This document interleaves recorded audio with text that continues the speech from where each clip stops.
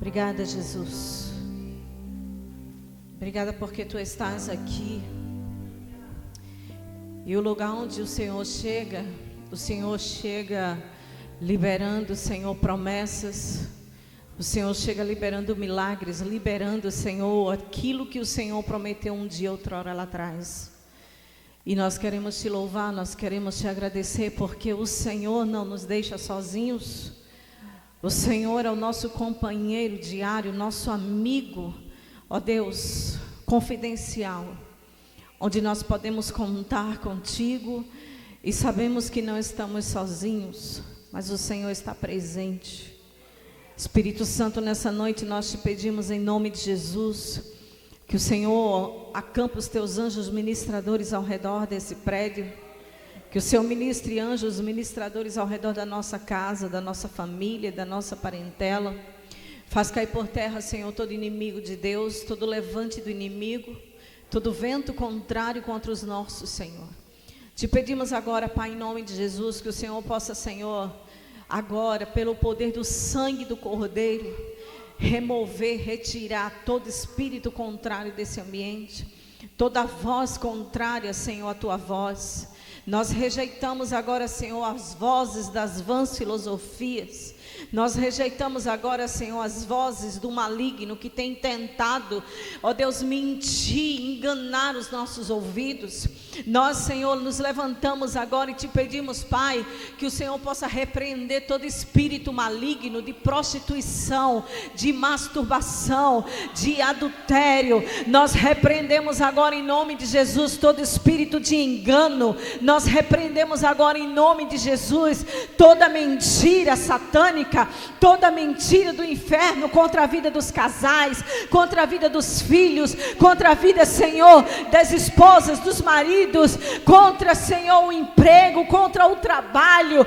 Deus, nós nos levantamos agora em nome de Jesus e dizemos a todas as vozes contrárias: saia em nome do Senhor Jesus. Aqui só ecoa uma voz, aqui só ecoa uma presença, aqui só tem uma autoridade, aqui só existe um trono, aqui só existe uma voz, e nós dizemos em nome de Jesus: saia em nome de Jesus. Amém. Queridos, boa noite, graça e paz. Vocês estão bem? Coisa boa. Posso acender a luz aqui em cima? Por favor.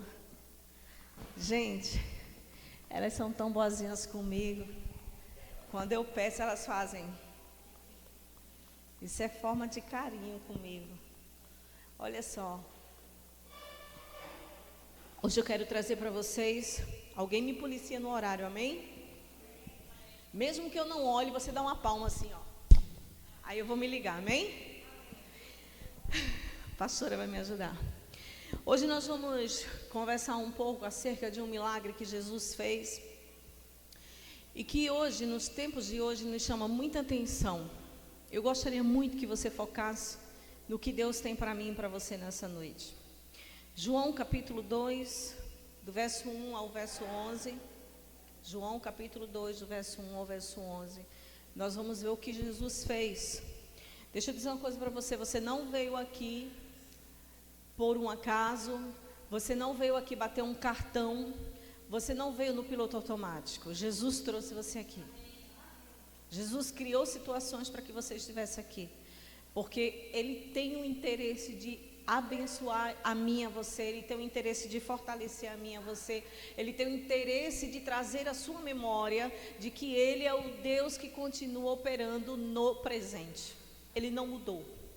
A gente que precisa o tempo todo trazer a memória de quem é Deus nas nossas vidas, porque às vezes parece que dá um esquecimento em a gente, e a gente esquece, e a gente é levado pelas circunstâncias que vivemos.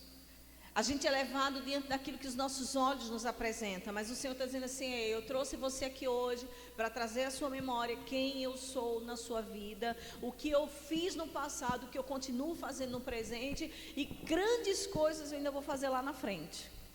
Mas aqui em João capítulo 2, verso 1 ao 11, a gente vai ver uma situação quando diz assim: No terceiro dia houve um casamento em Caná. Tá mesmo? Houve um casamento em Caná da Galileia e estava ali a mãe de Jesus. Jesus foi convidado e os seus discípulos para o casamento. E quando acabou o vinho, a mãe de Jesus disse-lhes: não tem vinho. E Jesus chegou para ela e disse assim: mulher, que tenho eu contigo? Ainda não é chegada a minha hora. Sua mãe disse aos discípulos serventes: faça tudo o que eles lhes disser. Havia ali 6 potes de pedra que os judeus usavam para purificação, e nele pôs bastante água. E disse-lhe Jesus: enche de água os potes, e encheram até a borda. E disse-lhes: tirai agora e levai ao mestre-sala. E levaram-no, e logo que o mestre-sala provou a água que tinha tornado-se vinho, e não sabia de onde viera, mas os serventes que tinham tirado a água sabia, chamou o mestre-sala ao noivo e disse-lhe: todo o homem serve primeiro o bom vinho, e depois que os homens já têm bebido bem, então o inferior, mas tu guardastes até agora o melhor vinho. Assim Jesus fez este princípio dos sinais em Caná da Galileia e manifestou a sua glória, e os seus discípulos creram nele. Existe uma história que se conta muito, e essa história eu escutei ontem na faculdade, através de uma amiga minha, onde ela me trouxe uma realidade de uma mãe viúva. Essa mãe viúva, ela tinha 2 filhos, estava em casa passando por muitas necessidades, precisando alimentar seus filhos, com poucos recursos, poucos móveis dentro da sua casa, pois ela já tinha vendido muitas coisas dentro da sua casa para poder conseguir alimentar os seus filhos. Só que chegou uma hora que ela não tinha mais o que vender para alimentar seus filhos. E a única coisa que ela tinha dentro daquela casa, além dos seus 2 filhos, era um rádio. E esse rádio era o que intertia os seus filhos, era o que intertia ela nos momentos difíceis, bem desafiantes de suas vidas. E naquele momento ela sintonizou numa rádio e estava aparecendo um aviso de quem ligar primeiro para aquela rádio vai contar uma história de superação, vai ganhar um caminhão de feira. Eu acredito que alguns aqui já ouviram essa história. E o interessante é que aquela mulher, ela não tinha telefone, mas ela corre para uma vizinha e diz assim: por favor, me empresta o seu telefone, que eu quero ligar para a rádio, para contar a minha história de superação, para ver se eu ganho esse caminhão de feira. E aí quando ela liga para a rádio, ela consegue ser a primeira pessoa. E ela começa a contar a sua história de desafios, sua história de superação, dizendo: olha, senhor locutor, eu sou uma mulher viúva, eu tenho 2 filhos, não é fácil, eu não tenho nada para minha casa, já fazem 7 dias que meus filhos não se alimentam, já fazem 7 dias que estamos à base de água, mas eu estou ligando para dizer que Deus é fiel, que Deus é bom, que Deus nunca nos desamparou, e que apesar de fazer 7 dias que estamos sem comer, estamos vivos, saudáveis e sustentados por Deus. E o interlocutor, quando escuta aquela história daquela mulher de superação, ele diz: você ganhou o caminhão cheio de compras. Mas o interessante, imagine agora comigo, um dono de supermercado muito rico. Vamos chamar agora como se fosse o dono do Mix Mateus, que está escutando a história de superação dessa mulher. Não estou dizendo que o dono do Mix Mateus é ateu, pelo amor de Deus, isso é mentira. Se sair esse recorte nos Instagrams da vida, no YouTube, vocês estão aqui de prova, amém? Porque tudo está indo pro recorte, misericórdia. Mas esse dono de supermercado escuta e faz assim: eu quero ver a história de superação dessa mulher quando ela ouvir quem mandou esse caminhão de feira para ela.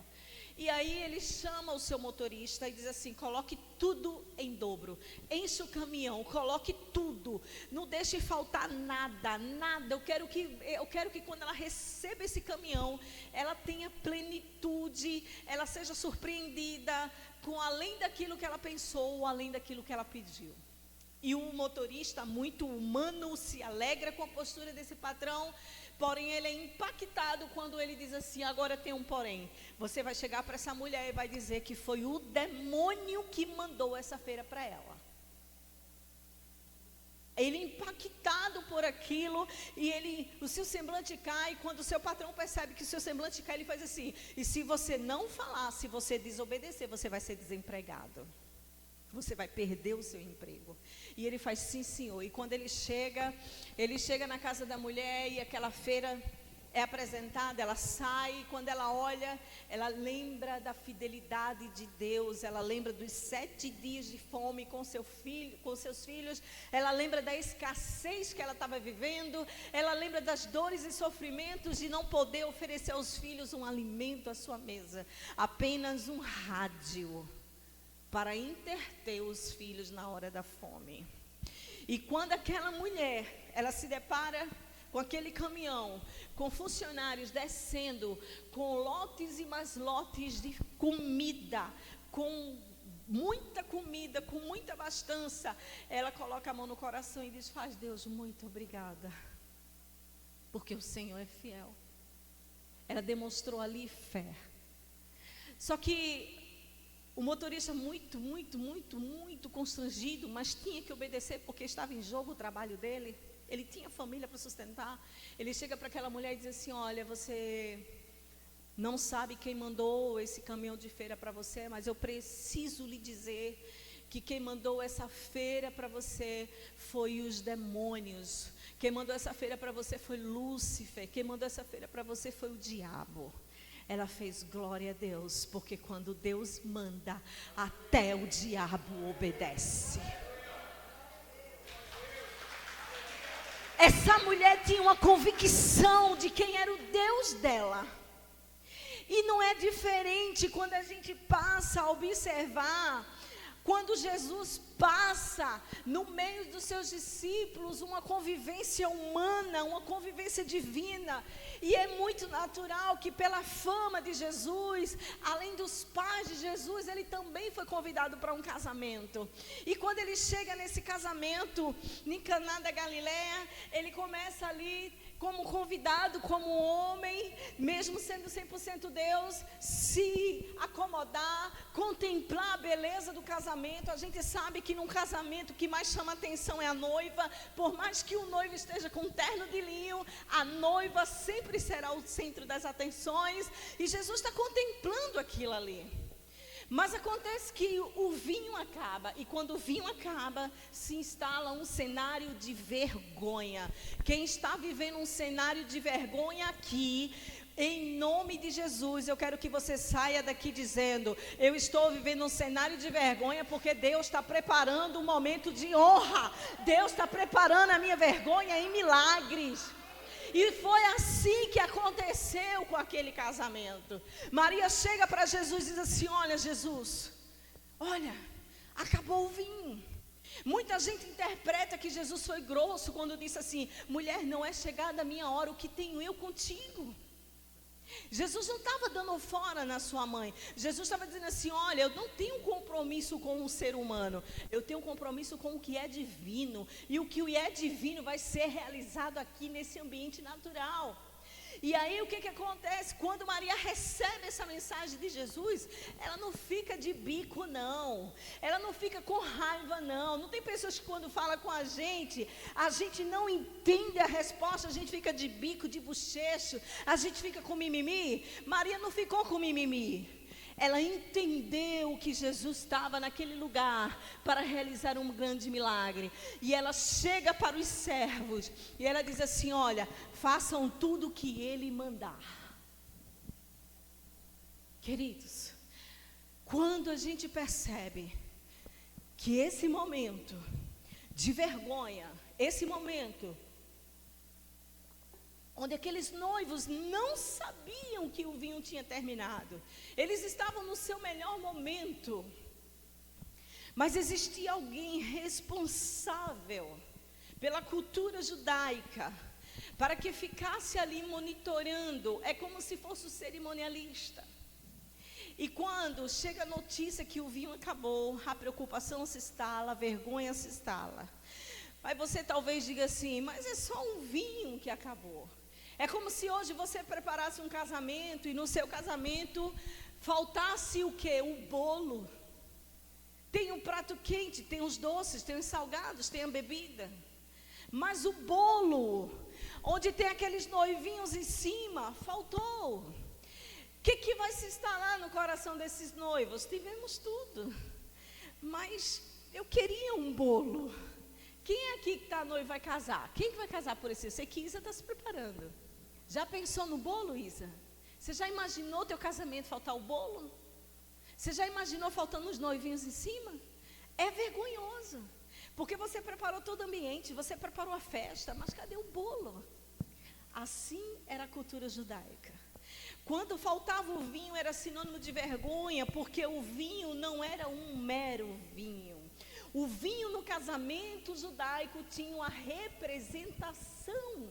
O vinho no casamento judaico, ele tinha um símbolo universal de celebração, santificação e alegria, onde representava a consagração daquele casal. Então não era qualquer vinho que estava faltando, era como se, em outras palavras, transliterando para a nossa língua do hebraico para o português, dizendo assim: está faltando celebração nesse casamento, está faltando consagração nesse casal, está faltando alegria nesse casamento, está faltando neles a representação, onde eles vão ser elevados de noivos para casal.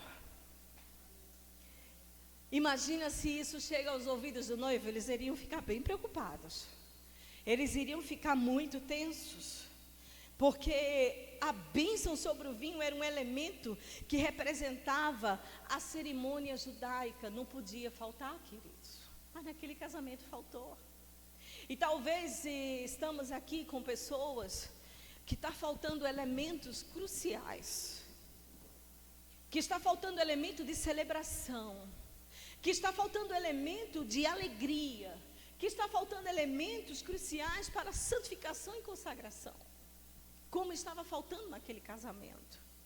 Mas o casamento estava acontecendo, o povo estava comendo, o povo estava bebendo, os noivos estavam ali, mas estava faltando o principal, o elemento da consagração, o elemento que iria elevar o status daquele noivo para o status de um casal, o elemento que estava ali, fechando com chave de ouro o termo celebração, se alegrem comigo. E talvez vocês estejam aqui dizendo assim: pastora, está faltando elementos na minha vida que eu não estou conseguindo celebrar. Está faltando elementos na minha vida que está faltando santificação na minha vida. Está faltando elementos na minha vida que está faltando alegria. E isso é muito sério. Mas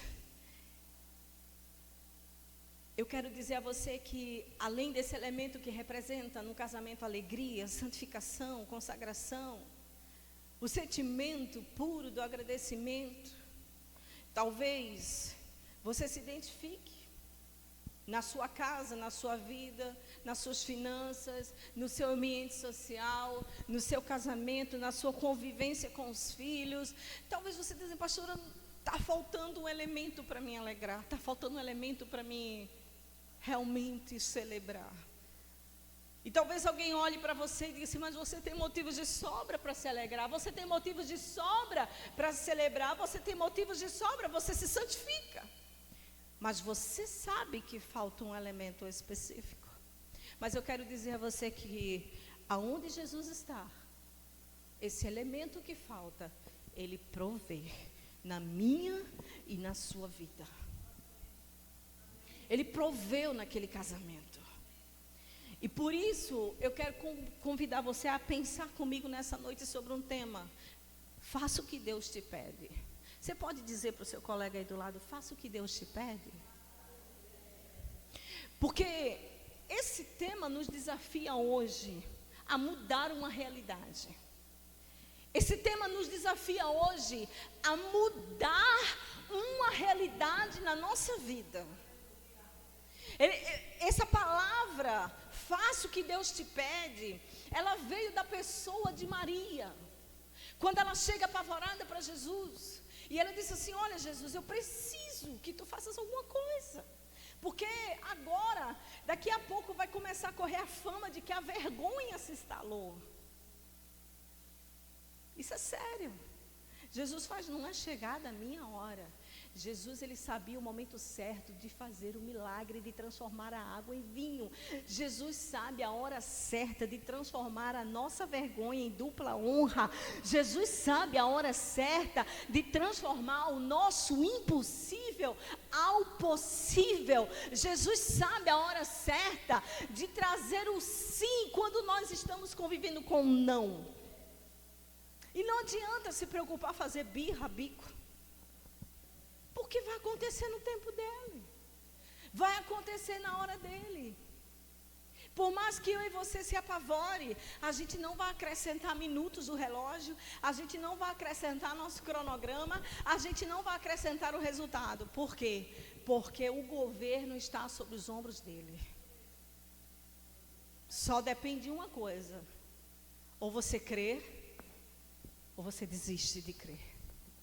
Só que eu e você estamos na mesma situação de Pedro. Quando ele disse: se você não vai, ele vai dizer: Senhor, para onde eu irei? Se só tu tens as palavras de vida eterna. Então nós estamos aqui todos juntos e misturados na mesma situação. Não temos para onde ir, porque só ele tem as palavras de vida eterna. Então, quando a gente pensa nesse tema, faça o que Deus te pede, parece muito fácil. Fazer o que Deus está me pedindo eu vou fazer, mas é desafiador. Fazer o que Deus nos pede é desafiador. E muitas vezes, muitos não conhecem a tua história, muitos não conhecem a nossa história, mas não sabem que para fazer o que Deus nos pede existe uma história de superação. Para fazer o que Deus nos pede para fazer, existe uma história de renúncia, existe uma história de muito choro, existe uma história de muita lágrima, existe uma história de humilhação, existe uma história muitas vezes de vergonha instalada. Mas Maria chegou para aqueles homens e disse assim: olha, façam o que Ele vos mandar. E o Senhor nessa noite diz para mim, e para você: faça o que Deus te pede. O começo do milagre, queridos, está começando a acontecer. Está começando a acontecer. A obediência, ele é o passo de um grande milagre.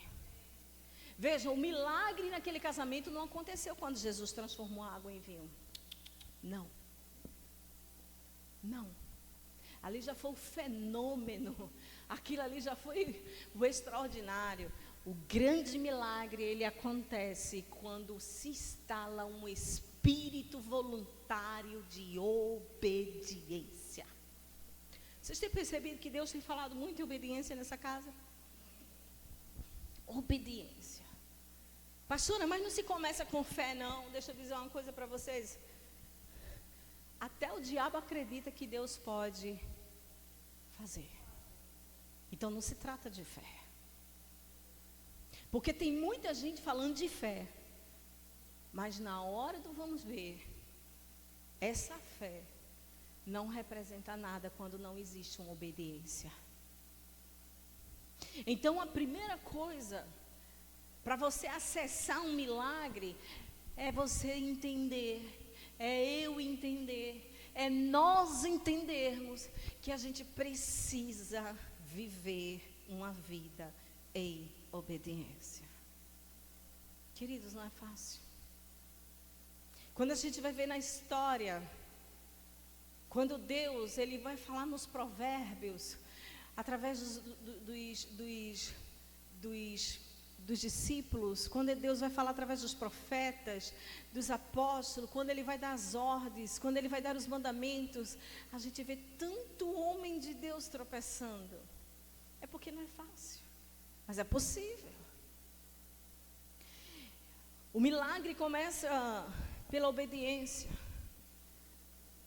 Porque a primeira coisa, quando Maria observa o cenário, Maria percebe que ali estava se instalando agora uma vergonha. A celebração, a santificação, a consagração, o elemento que iria elevar aqueles noivos de um estado civil para o estado de casados, faltou. Jesus dá a resposta: não é chegada a minha hora. Quando ele diz assim, não é chegada a minha hora, ele está dizendo assim: tenha calma, vai chegar o momento que eu vou chegar. E aí o que acontece? Maria se apressa e diz assim: façam tudo o que ele mandar. O que acontece? Quando ela dá o comando, os discípulos ficam apostos, esperando o comando de Jesus. Você está aposto, esperando o comando de Jesus na sua vida? Eu estou aposto, esperando o comando de Jesus na minha vida? A grande questão é que existe uma expectativa para ver um milagre. Muitas vezes existe em nós uma expectativa, existe em nós um clamor, existe em nós uma voz que clama, mas não existe em nós um estado de posição de obediência para fazer o que Deus nos manda fazer, para poder acessar o milagre. Obediência. E eu quero dizer a você que a obediência não é para todo mundo, porque quem é orgulhoso não consegue obedecer a determinadas coisas que Deus manda. Quando aquele homem, aquele general, que mergulhou 7 vezes, Naamã, quando Naamã, ele recebe, existia uma voz de socorro, existia uma voz de clamor, existia uma necessidade de um milagre, mas quando ele recebe o comando para obedecer, o que acontece com Naamã? O seu coração é revelado. O coração de Naamã é revelado, e quando o coração de Naamã se revela, não é um coração de alguém disposto a obedecer, é um coração de alguém que quer o milagre, é o coração de alguém que tem uma voz pelo clamor, mas é o coração de alguém orgulhoso. Ao ponto que teve que existir um soldado dizer assim: olha, você já veio até aqui, isso aí vai ser fichinha para o Senhor. Mergulha. Tem coisas que a gente não está acessando pela força do nosso orgulho. Tem coisas que nós estamos clamando, pedindo, orando, batendo na porta, pedindo, clamando. Existe uma voz de clamor, existe uma necessidade pelo milagre, mas predomina a voz do orgulho. Não vai acessar. Não vai acessar, porque todo milagre acessado, ele é um milagre acessado por meio da obediência e da humildade. Mas acredite, Deus quer tanto abençoar você, Deus quer tanto que você acesse o milagre, que mesmo com o seu orgulho, mesmo com o meu orgulho, Ele vai levantar alguém para dizer assim: mas você aguentou até aqui, continua. Mergulha. E você vai acessar o seu milagre. Queridos, deixa eu dizer uma coisa. O milagre, ele não começou na transformação da água para o vinho. O milagre, ele começou quando alguém decidiu obedecer. Quando você decide obedecer, quando eu decido obedecer, o milagre começa a acontecer na nossa vida. O milagre vem, o milagre acontece. Sabe, às vezes Deus nos pede cada coisa que parece ser sem noção. Às vezes eu costumo dizer que Deus tem muito senso de humor. Tem coisas que Deus me pede e eu faço: meu Deus, eu quero acreditar que isso é a minha mente. Aí Ele faz: não é a sua mente, sou eu mesmo. Porque Deus tem muito senso de humor. Então deixa eu dizer uma coisa. Jesus chegou para aqueles discípulos e disse: olha, pega essas talhas, pega esses potes aí. enche tudo de água. E eles fizeram isso. Quando começou a encher tudo de água, aliás, quando os discípulos começam a perceber que o que eles estavam ali na mão era água, e de repente, ele vai para o cerimonialista daquele casamento, eles ficam encantados, porque ele percebe que ele não está levando água, ele pegou água na talha, mas quando ele vai levar para o cerimonialista, ele não entrega água, ele entrega vinho. Deixa eu dizer uma coisa para você. Vai acontecer aqui de você pegar água e pela sua obediência, quando você pegar essa água, quando você carregar ela, que você der os passos, você vai chegar com o vinho. Vocês vão chegar com o vinho. Ou seja, vocês vão sair com a matéria-prima, vocês vão sair com o insumo, vocês vão sair com o que está ao alcance de vocês, mas quando você chegar, você vai chegar com o resultado que vocês esperam. Vocês vão sair com a vergonha, mas vocês vão chegar com a honra. Mas essa honra não é porque eu e você merecemos e somos bonzinhos. Essa honra é porque Ele faz questão de honrar o próprio nome dEle. Porque Deus, Ele tem o interesse de fazer um milagre na minha e na sua vida. Não é porque você ora muito. Não é porque você dá dízimo em oferta.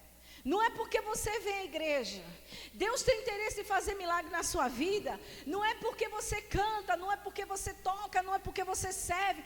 Não, Deus tem interesse de fazer milagre na sua vida, porque através da sua obediência o nome dEle será glorificado, e através da sua vida o nome dEle será conhecido por todas as pessoas que acessar a sua vida. Entenda que até o seu milagre evangeliza. Se você se calar, se você ficar mudo, se você ficar muda, o seu milagre vai falar.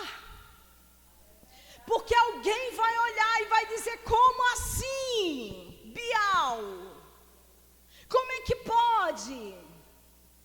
Eu não estou entendendo nada. Aí o seu milagre vai dizer assim: a obediência acessa lugares que somente Deus pode fazer. Talvez eu estou falando aqui com pessoas que estão pensando em correr. Talvez eu estou falando aqui com pessoas que estão dizendo assim: olha, eu vou falar fora do microfone, para que ninguém pegue minha voz e distorça o que eu vou falar. Mas aqui eu falo.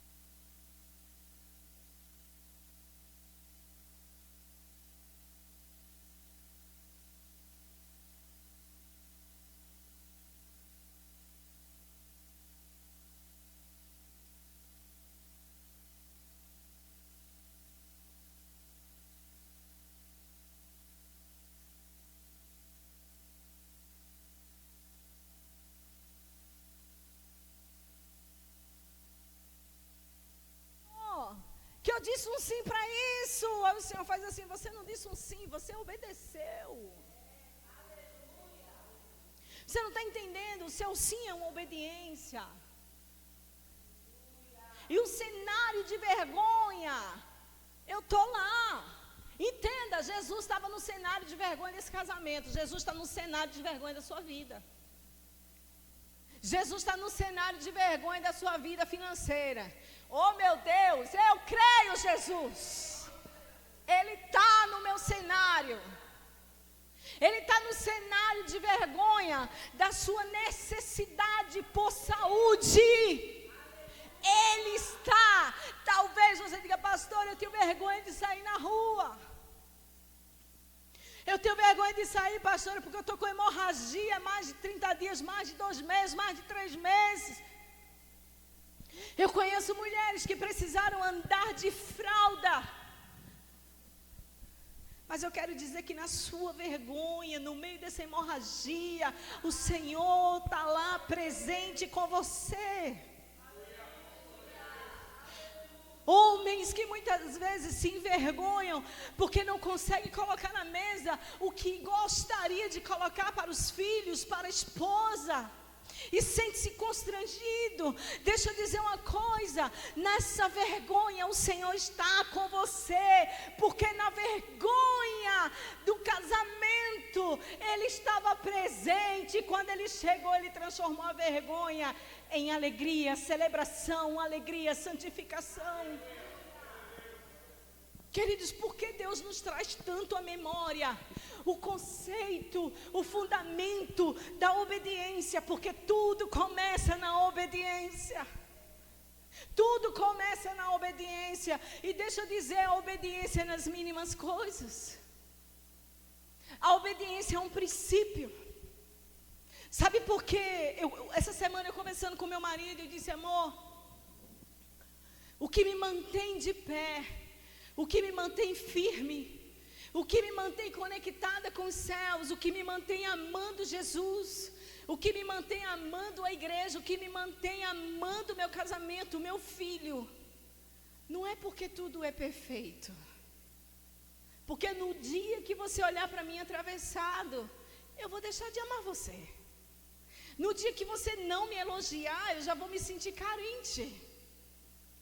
No dia que a igreja olhar para mim atravessada, com desonra, com desrespeito, eu vou deixar de amar a igreja. E no dia que Jesus não responder minha oração, pronto, acabou, eu vou deixar de amar Jesus. Percebe que se a gente não entender que a obediência é um fundamento, é um princípio, a gente para de amar Jesus muito facilmente. Porque somos movidos pelas nossas emoções. Somos movidos pelo momento que acontece.